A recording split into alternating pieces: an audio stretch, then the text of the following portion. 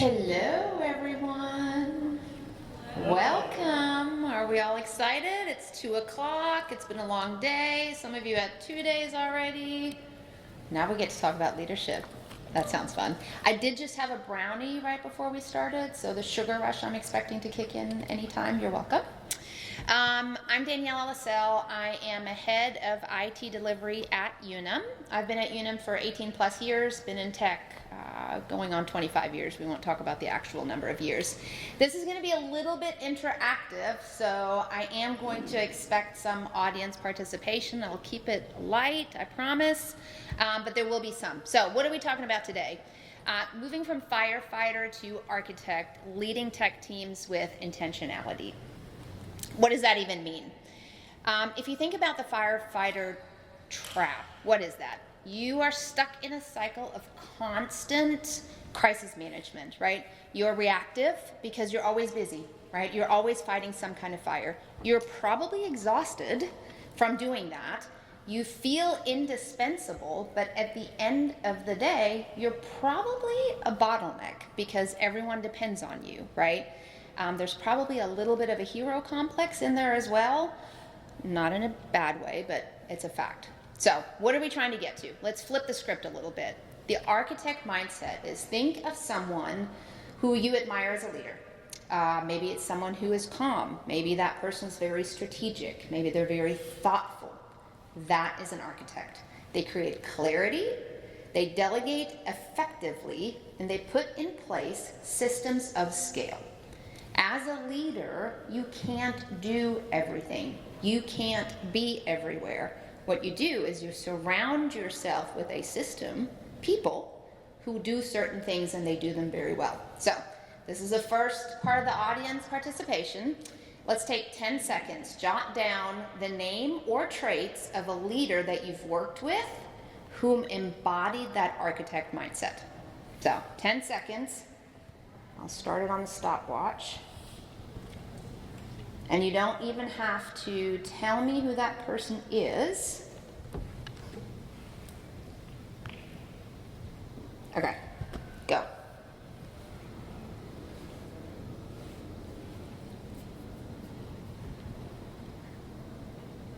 All right, everybody think of somebody in your mind. You kind of start to frame what this person looks like. Okay. An architect mindset, and you can see it here, it's defined as intentionality, strategic thinking. It's a focus on sustainable solutions. It's not a constant reaction. It's not running from one fire to the next. It's setting up your system at scale so that it can function whether you're there or not. One of the things I like to tell my teams is work should not stop just because I'm not here. Assume that we have spoken and I agree with what it is that you think you should be doing. That is how things should move forward. This is going to be, so we're going to do a little pulse check. Everybody take out their phones and scan the QR code. I was hoping I could show you the results live, but I can't because technology sometimes just doesn't work that way. So I want to know how often you are in firefighting mode. Are you constantly in firefighting mode?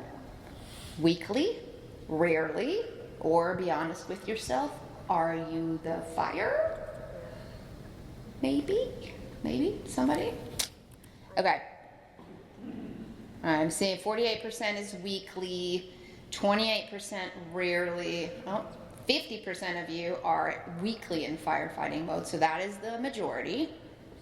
53 still keeps going up. Rarely. 9% of you. I appreciate whoever said they are the fire. Thank you for the honesty. I love that.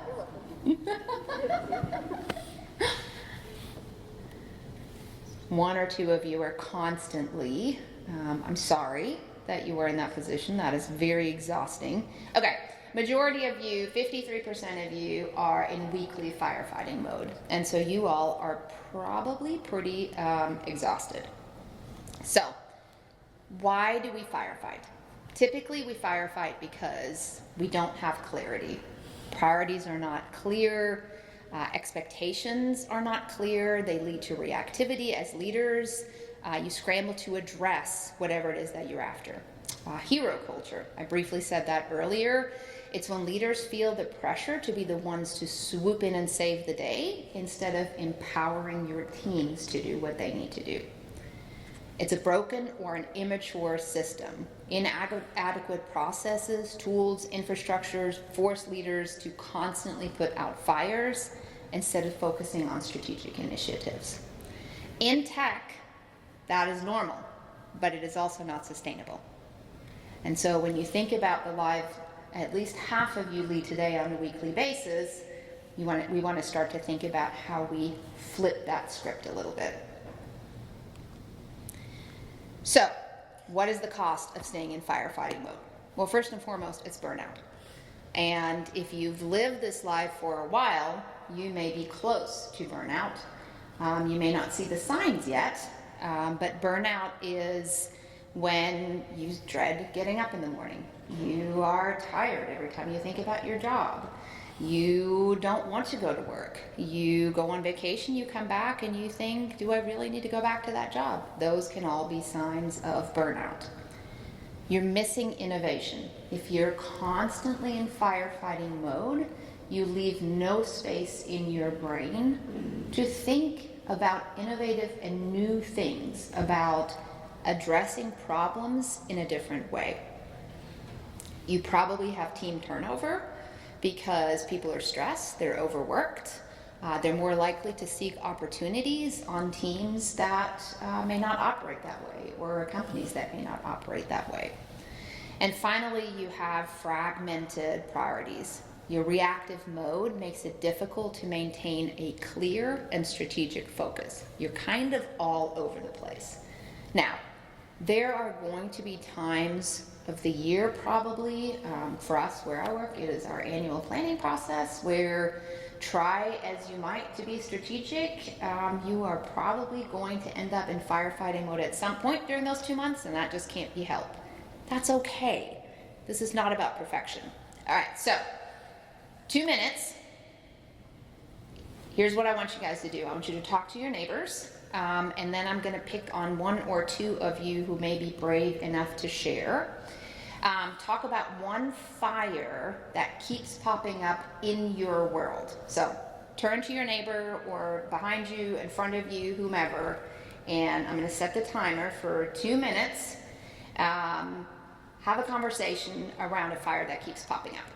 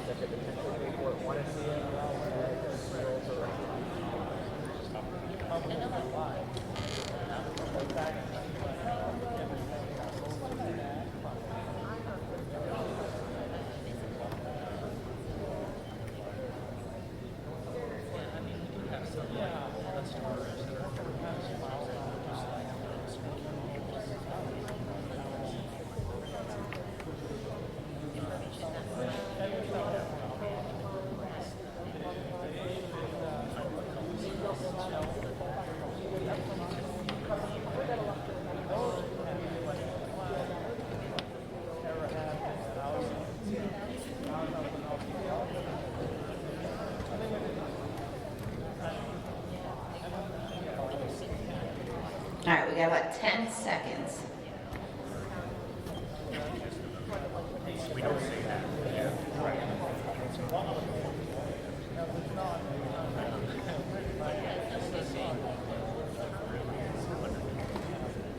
All right, 2 minutes are up.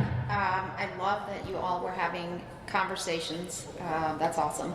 Is anyone willing to share a fire that keeps popping up in their world? Yes, please.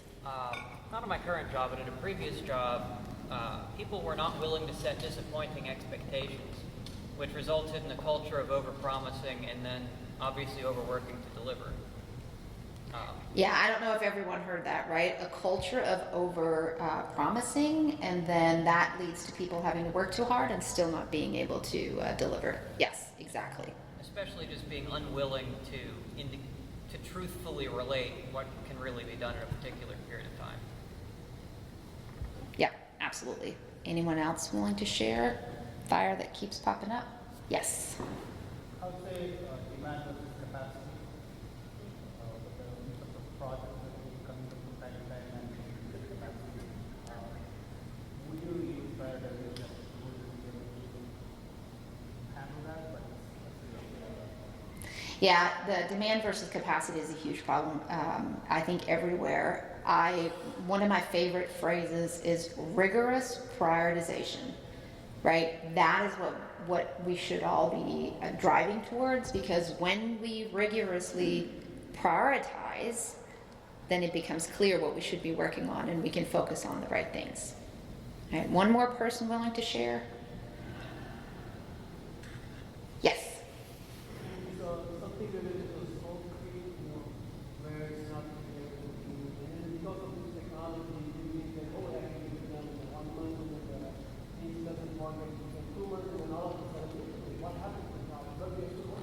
So I think that's kind of the compensation for that. There are some things. Yeah, exactly. In case everyone didn't hear it, scope creep, right? Allowing more and more change in and not getting rid of something else. Also a huge cost, completely agree. Thank you everyone for playing along. I know it's Friday afternoon, you're probably all tired, so really appreciate it. All right, so let's start to, let's shift a little bit, right? How do we get from reaction to intention? Short-term fix to long-term design. We want to go from being the one who knows all the answers to being the one who builds the system. Right? When you get to a place where you get to build the system and you create a system of scale, that is when you can start shifting from firefighting to architect. So how do we do that? We want to design for the future. We've got to develop clear vision, right? What it means, you got to get ahead of problems. You got to clarify your team's purpose and goals. You're prioritizing work with intention. Not just who screams the loudest, right? But what is the highest value, whatever that looks like in your organization, in your team. You've got to keep asking yourself, are we building for now or are we building for scale? Very different answers. Think in terms of roadmaps, even just weekly priority alignment meetings with whomever. So at Unum, we have product managers that work very closely with our IT delivery leaders, and some are better than others. And so having weekly priority meetings to really understand what are the things we should be working on is what ultimately helps to get out of that. You want to build autonomy. If everything runs through you, you are the bottleneck. Right? If you feel like you have to make decisions on everything, you become the bottleneck and nothing gets done. Growing leaders means delegating with context, not just tasks. It's giving permission to fail and learn and letting go of the need to be the hero, right? It is, in other words, delivering through others. Let's do a mini exercise. Turn to the person next to you again and think about one thing that is on your plate that shouldn't be, right? So what's holding you back from handing it off? So 90 seconds for this one. One thing that is on your plate that shouldn't be, and what's keeping you from handing it off to someone else. And go. I'm making you guys think on a Friday afternoon.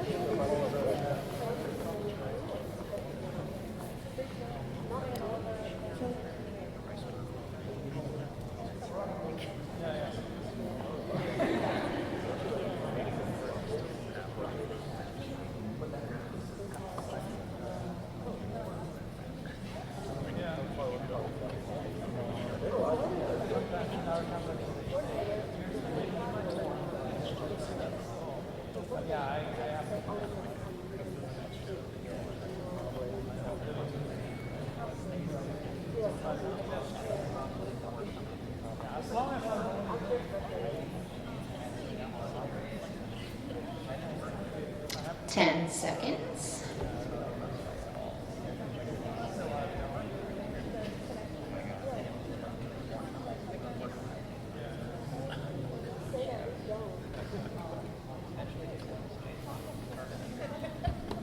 Okay.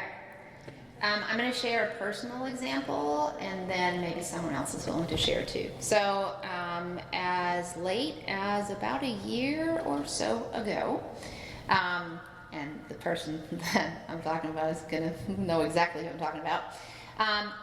When we were going through the annual planning process, all costing of the estimates we were doing was going through me. That was still happening a year and a half ago. Guess what? I became a bottleneck. I couldn't do anything. Things were delayed. And so what I finally had to learn is that we have program managers for a reason. And those program managers are really good at what they do and at costing things out. And so now I've handed it off. Now, during the height of it, we're in it together. We're both doing it, right? It is because there's so much going on, we both do it. But I am no longer the bottleneck. And so the purpose of telling you this is that I have been intentionally working on delegating and building systems of scale and enabling my teams for many years. And I still fall into the trap that there are some things that I feel like, well, I need to do that. No, I don't. So, anyone willing to share a personal example of something that is on your plate and shouldn't be? Yes, thank you. Yeah, so I have to plan a party for a multi-year initiative release, and it's like in a different state, and it's in person, and I can't hand it off because there's nobody to hand it off to. I think I was the person that it got handed off to. But it's in a different state. Yeah. Okay. Maybe you need to talk to some people. I think so. I've tried. Are you going to at least be able to go to that location and be in the party? Okay. All right. At least that's something. All right. Thank you. Okay. So let's talk about reinforcing systems. When things go wrong repeatedly, don't fix the symptom, fix the system, right? That could mean rituals like demos, retros, architecture reviews, feedback loops that are timely, trusted, documentation that lives and breathes. If you've solved the same problem at least 3 times, you probably need to think about whether you need to systemize, right? That's a good indicator. You could probably even say if you've solved the same problem at least twice, depending on the problem. All right, let's do some reflection. See, I told you all this was going to be immersive and you guys were going to have to do stuff. Okay, reflect on your leadership style. Which of the 3 anchors do you need to strengthen the most? Be honest with yourself, right? And so the anchors again, right? Let's go back. Design for the future, build autonomy, reinforce systems. Which 3 of those do you think you need to reinforce the most? Be honest with yourself. Identify your biggest area for improvement to be an intentional leader. And then finally, consider your team's needs, right? Which one of these 3? So I'm going to give you a little bit more time for this one. This is a personal reflection, right? So this is each one, just kind of think about yourself. Think about which one is, and I'm going to pull these anchors back up so you can kind of think about them. So I'm going to give you 3 minutes, and time starts now.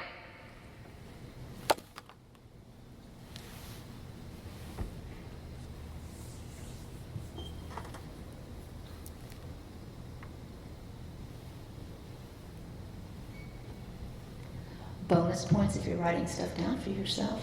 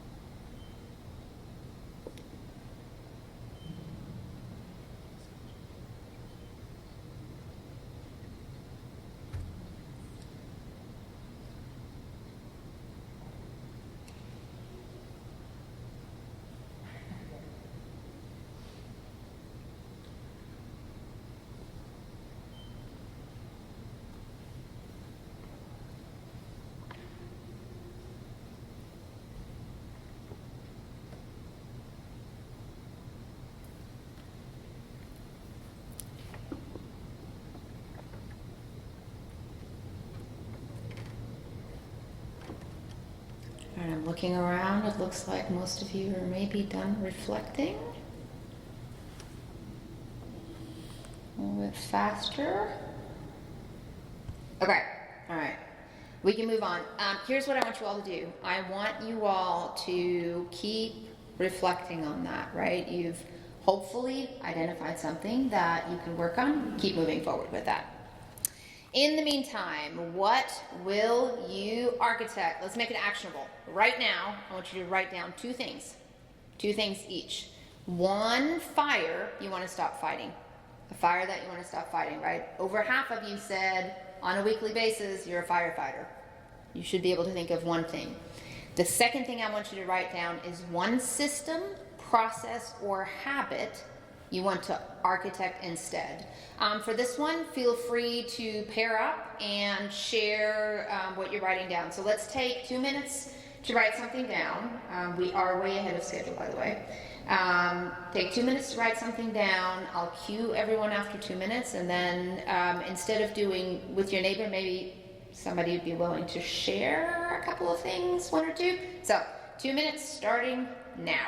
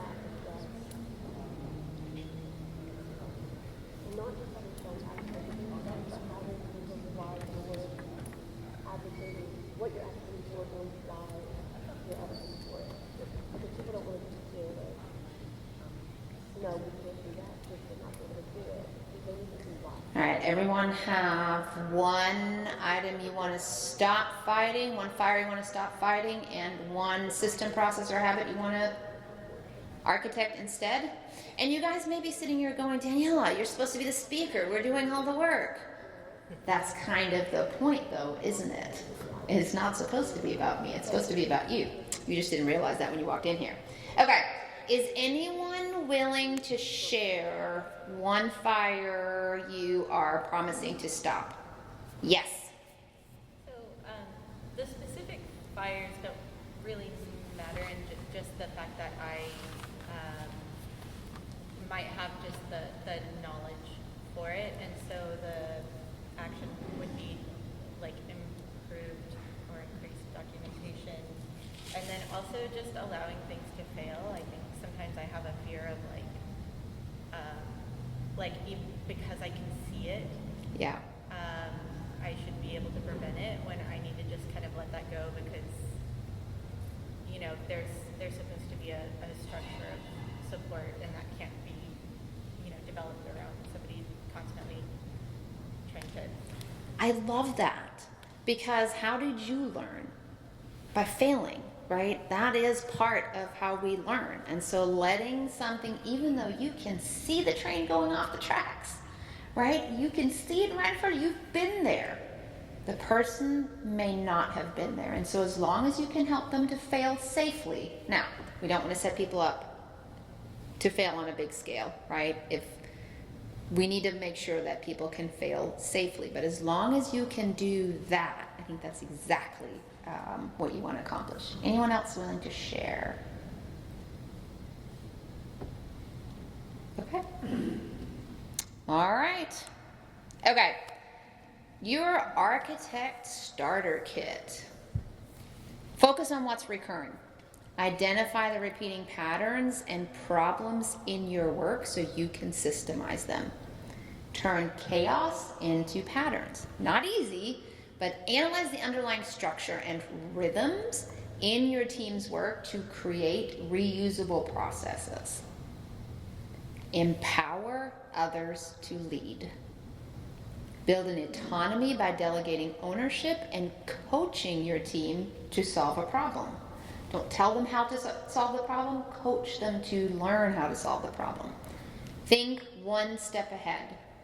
Proactively design solutions for the future instead of just reacting to the present. When you focus on these key strategies, you can transition from a reactive firefighter to a proactive architect, and you can start to lead your teams with intentionality. Now, I shared with you my personal example earlier. This is an ongoing learning.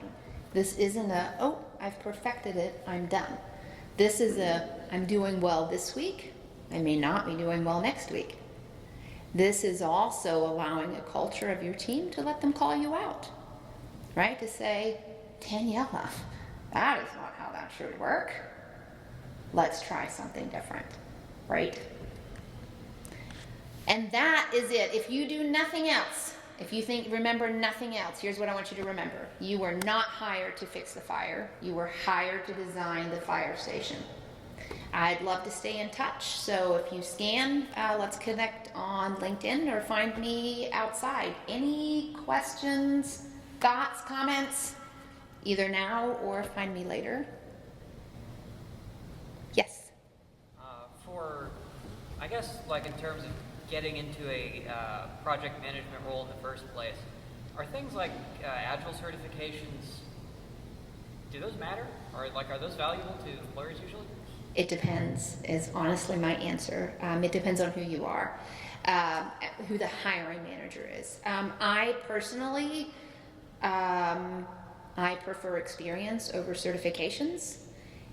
But if you're just starting out in a career, then a certification is great, right? It's fine. If I have to stack rank, I would probably go, again, depending on what I'm looking for, some experience, even if it's relatable experience, then a certification, and somewhere down the list a college degree. But that's me. Yes? So I feel like this entire thing could almost be kind of like applied to a full team, right? And when kind of thinking from that perspective, it can be hard to, when you're expected to be the responding team, but perhaps you need more resources, or it's hard to communicate the actual fires that exist. I guess can you maybe speak to that lens of firefighting versus architecting, and how to maybe be an advocate for more thorough architecting, I guess? Yeah.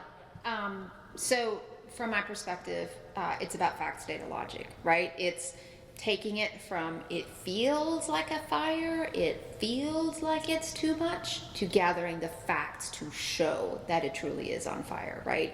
When you gather the facts, you can present them without feelings, without biases, without any of that, right? You can say, hey, my team is staffed to do, I'm making this up, 40 widgets, and there are 65 widgets that come in every single day, right?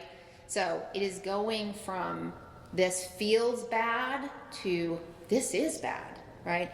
Let that drive the conversation, the broader conversation.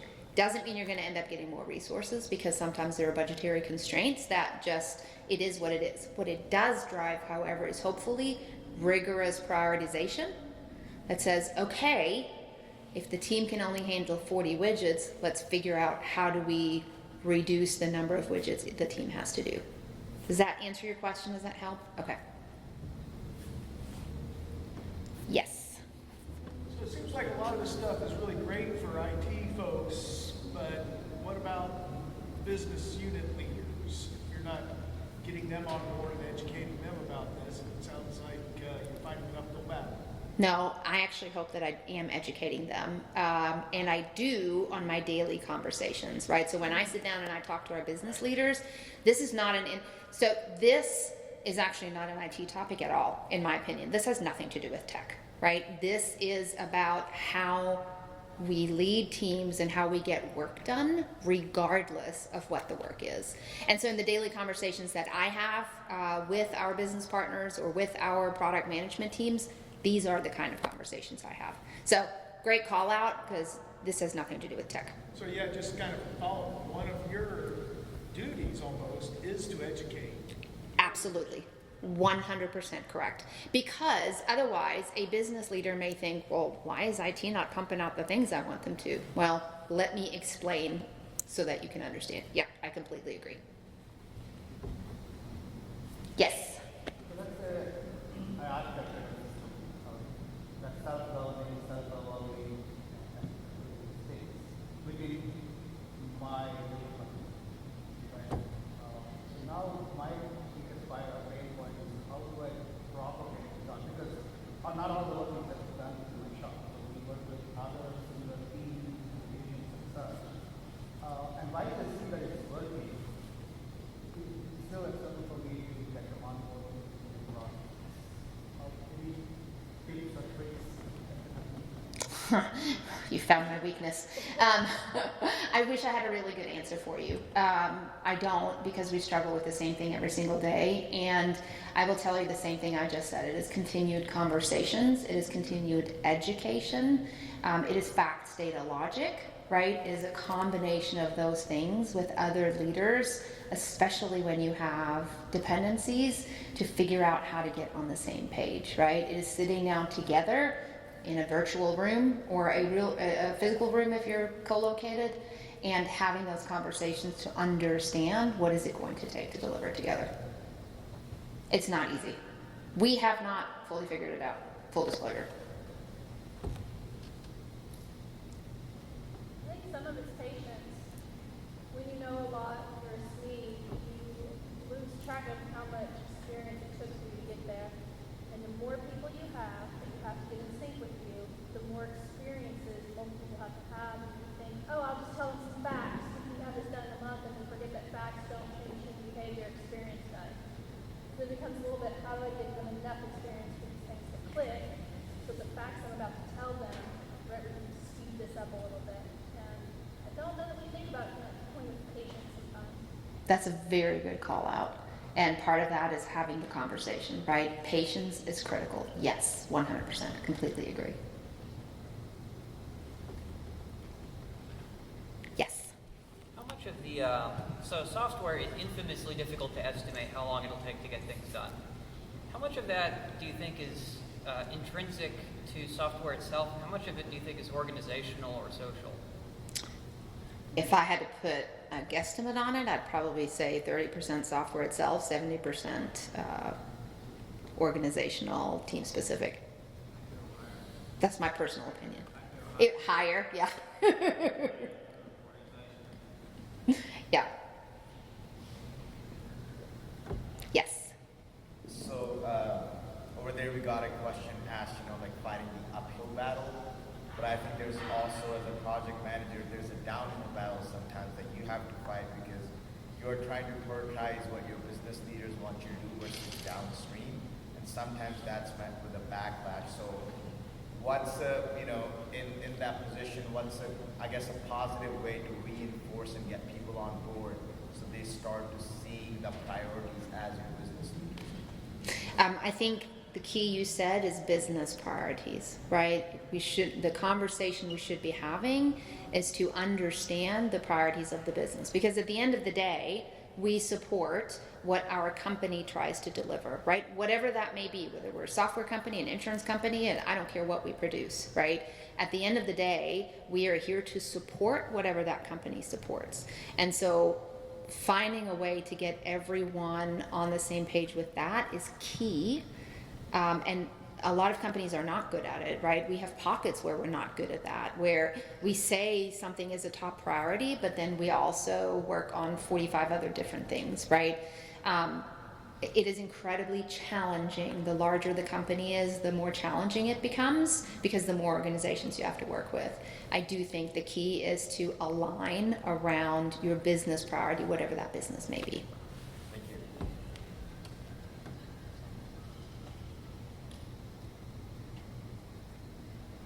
All right.